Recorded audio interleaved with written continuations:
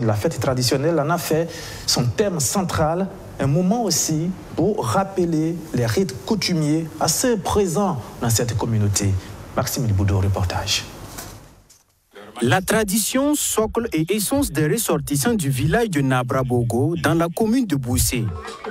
Ici, les pratiques des anciens sont perpétuées. Au niveau de cette communauté, le chef mérite honneur et considération. Pour le saluer par exemple, ces femmes revisitent la tradition. La plus âgée d'entre elles est en tête.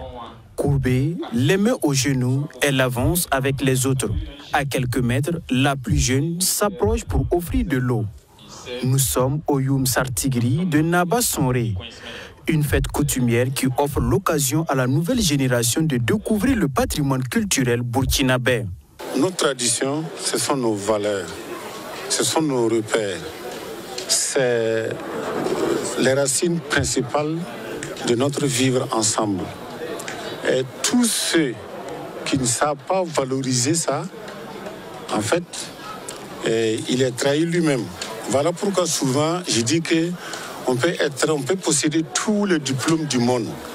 Mais si tu es ignorant sur le retour à la source, tu es diplomate, mais tu restes un diplomate vulnérable. Le savoir-faire du forgeron est aussi mis en exergue par le conteur KPG. Pour lui, le fer n'est pas extrait, mais réduit des pierres avec une technique ancienne. Puis intervient une séance de maniement du feu de la forge. Il y a beaucoup, effectivement, qui pensent qu'on extrait le fer, mais on n'extrait pas le fer. On fait la réduction du minerai de fer. Nous avons essayé de faire cette démonstration-là pour montrer que nos ancêtres aussi avaient une force, nos ancêtres aussi avaient des qualités, nos ancêtres aussi connaissaient ce qu'on appelle comment on prend l'alchimie. Ils connaissaient la science. Cette année, la fête coutumière est célébrée autour du thème gestion des conflits fonciers, rôle et place de la chefferie traditionnelle et coutumière dans la résolution des crises. Une façon pour ces fils du Kourouégo de poser la problématique de l'accaparement des terres en vue de trouver des solutions pérennes. On ne peut pas vendre les terrains comme ça. En réalité, ce n'est même pas permis. Ce n'est pas permis. Mais aujourd'hui, les gens le font. Pourquoi ils le font?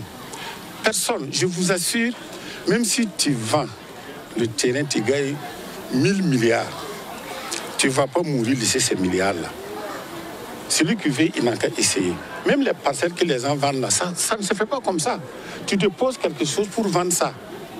C'est pas la terre n'est pas